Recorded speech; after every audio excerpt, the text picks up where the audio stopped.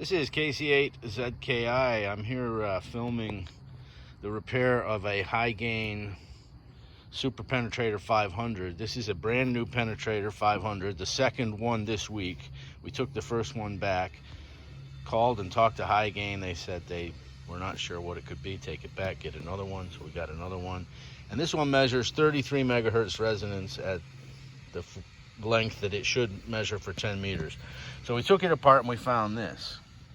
It looks like that would be the right place to feed the antenna, because that goes to the driven element. But in fact, this side hole here, which actually mounts to this match system, is where the feed point should be going.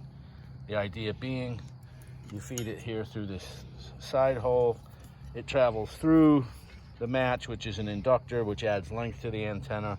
That length will electrically make the antenna resonant, hopefully at 28 megahertz and not 33 megahertz. You can look up in there and see the washer that's floating right now.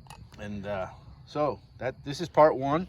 We're gonna take it apart there. We're gonna put it back together properly, and then we'll measure it. But trust us, 2 in a row, manufactured exactly like that, measuring 33 megahertz. 31 at best if you lengthened it out as far as you had with elements. Anyway, let's move on.